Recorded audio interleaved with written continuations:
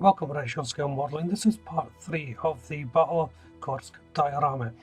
In part 2 I put in the first structure, the stone wall, and done some ground covering. In part 3 I'm going to be weathering the tanks that are going into the diorama, placing them in the diorama, and adding some more detail to the groundwork. So let's jump into this build. So it's a time to weather the tank to the diorama. So this is the IS2 or IS2, the heavy Russian tank. So I'm using the oil brushes for this, and this one's dark green. So I'm just putting a dot of colour around, then taking a brush, dipping it in some paint cleaner, and then passing the brush over, just blending in the new colour. So this one is dark mud.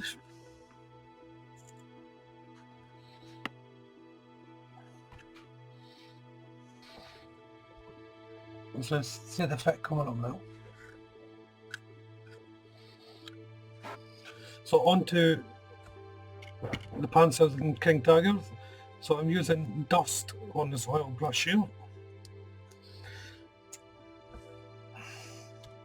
Once more, just adding little dots of colour randomly around the tank before blending it in.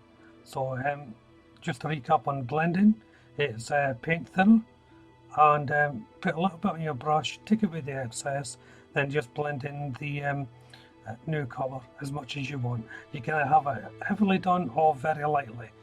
You will get very subtle colour changes. Just adding the colours as I go along.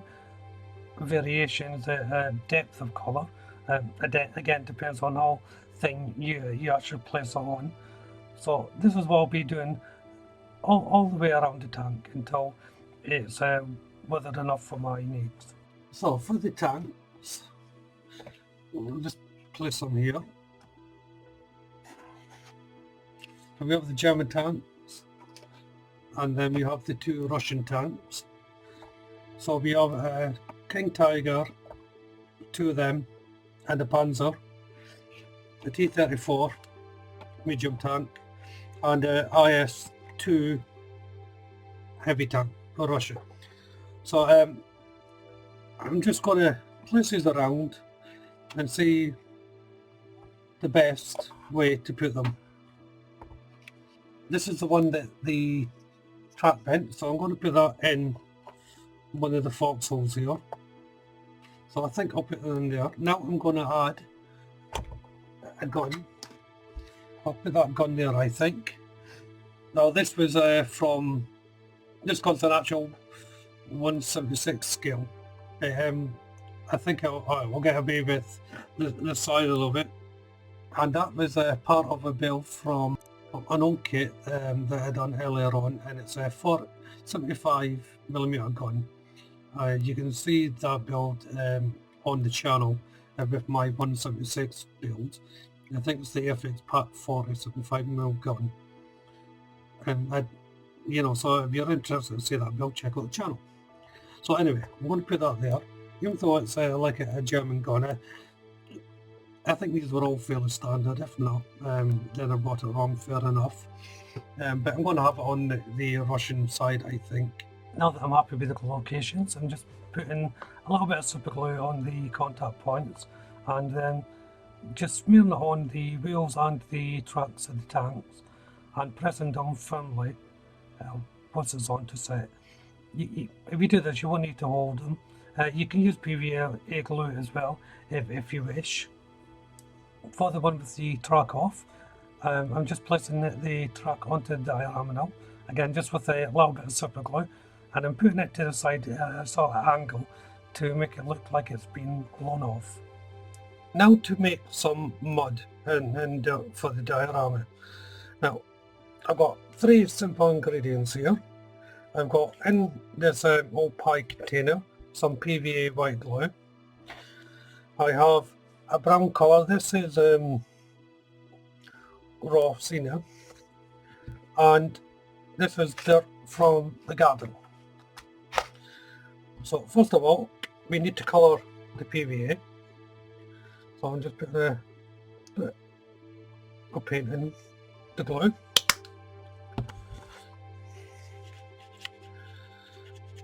And we'll just mix that. So now we have got a coloured glue. And now I'm just going to add some of this dirt. Now, this was just taken from the garden. It's still a little bit moist, but that should be okay. If you want a finer mix, of course, you can put this through a sieve, or what I do is I put it through a blender. I have a NutriBullet which fits perfectly. In fact, if I just put that to one side for a moment, this is other detritus I got from the garden that I use on my dioramas, and in this is just chopped up bits of twigs and things like that that I blended up, so it's a little bit finer, the actual dip part. I will be using this in the diorama probably, but not at the moment. So back to this, getting some dirt, just throwing it in, and then mixing up. Now I think the colour is a little bit too light, so I'm going to add some burnt umber.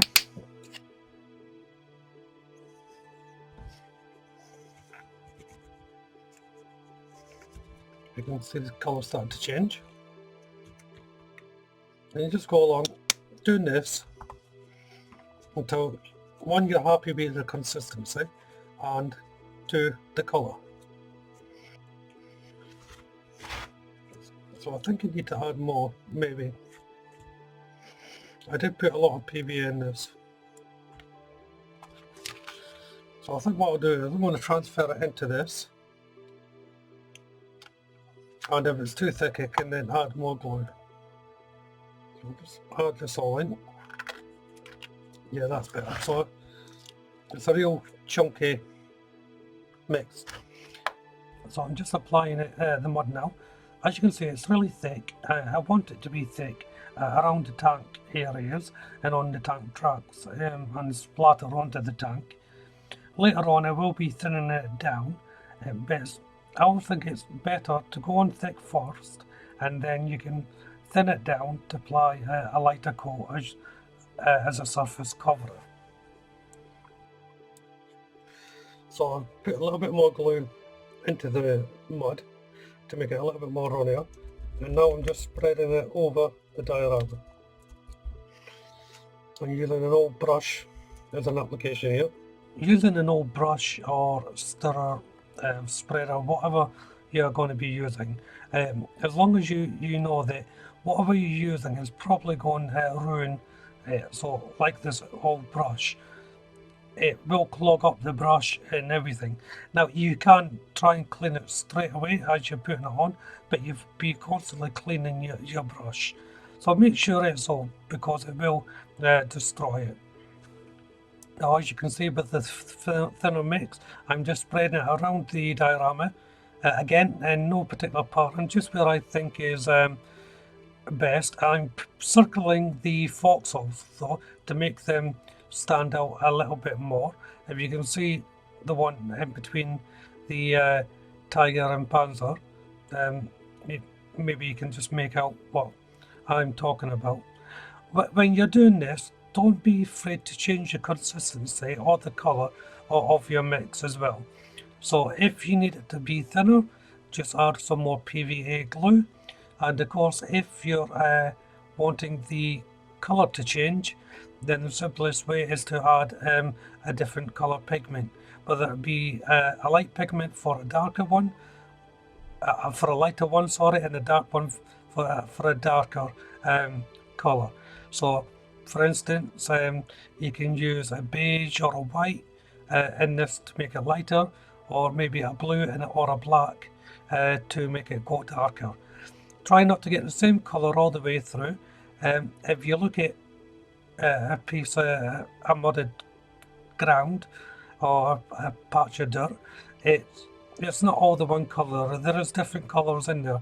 You'll probably see reds and yellows and things like that. Earth tone colours, but you'll see it's not all just one basic colour.